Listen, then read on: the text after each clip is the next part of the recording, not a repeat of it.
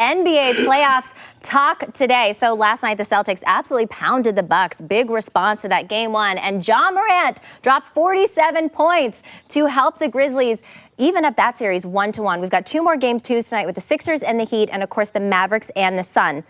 There's a lot of storylines going around in the NBA playoffs right now, so let's kind of dig deeper into them. Anything catch your eye? Yeah, who is going to win the East? Yeah. At this point, now it seems like it's going to be a war of attrition. Everybody's dealing with injuries, and I think you see that effect normally in the playoffs, but now because over the last 2 years, it's been accelerated from the bubble on with all of the COVID protocols and people playing a whole bunch of games in a packed amount of time. Now you're seeing the effects. The Celtics are dealing with it with Marcus Smart, Embiid for the Sixers, Milwaukee, Chris Middleton, even Kyle Lowry now with the hamstring. Yeah. Now we need to see how this is going to affect everybody. And I'm not going to lie, I'm still riding on the Bucks. I got a little shook after that game with the Celtics. It looked like they were going to bounce back. I don't know how sustainable it is for them hitting all those threes, but now this is a level of intrigue I don't think we've seen in the playoffs in a while, where I don't really know. Nobody's a sure thing. So I'd love to see who is going to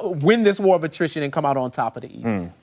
Well, y'all are talking about the games. I've been looking at T. Morant. You know, I'm watching the Grizzlies games. It's been nice to see. Yes. He's become a story, though. Yes. Yeah. Because while it's been great to see him having fun, watching Ja go crazy, somehow he's catching a lot of flack and a lot of hate. And I don't really get it. I mean, I don't have any kids, but I just think that being a supportive dad courtside, like, that's pretty cool, right? He looks like Usher. He's having a great time. And it's also been cool to see the little rivalries had with other NBA dads. You know, Anthony Edwards' dad, Karl Anthony Towns' dad, Del Curry. And it's also been fun to see who's sitting next to him. You know, he had Usher one game. Yo Gotti. Moneybag Yo's been out there. So it's just been fun seeing T. Morant have fun on the sideline.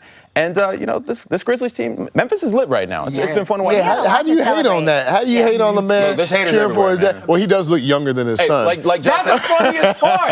Is that your brother or is that your dad? Like Josh said, though, F it, we ball. Yep. You see Steph Curry's breakdown of the second round matchup between Del Curry. It's like the seasoned veteran versus the rookie dad. I loved it. It's awesome. Well, you know, speaking of that matchup, I'm looking to see who runs the West. Who's going to come out of the Western Conference? You have the Phoenix Suns who ran through the regular season. Then Devin Booker goes down. Had a slow start in their first series. Then they came back, started playing well. Golden State jumped on Denver Nuggets. They got up 4-1. Everyone's like, yo, the Golden State Warriors are back to their old form. And now Memphis Grizzlies, they're rolling. They're playing well. Ja Morant's dropping 47 points.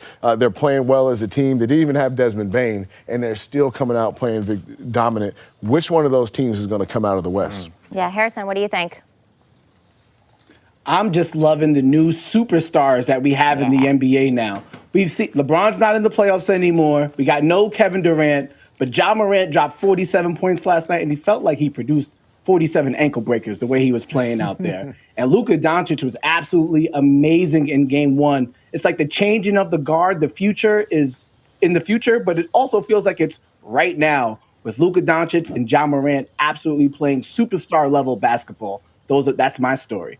Okay, well, I'm going to be the negative Nancy here and talk about the foul last night, that crazy foul on Gary Payton II, the Brooks foul that actually he ended up fracturing, I believe, his elbow. I'm curious what you guys think. Does this warrant an additional game suspension or more? What do you think? As a former player, like, Absolutely. It was dirty. Yeah, it was dirty, and there's no place for that in the game. I mean, the man was in the air. He's vulnerable. You come club him across the head. You know, if I was one of his teammates, I would have been suspended as well because I would have been fighting him. You know, you got to take care of your teammates, and that's just, there's no place in the game for that.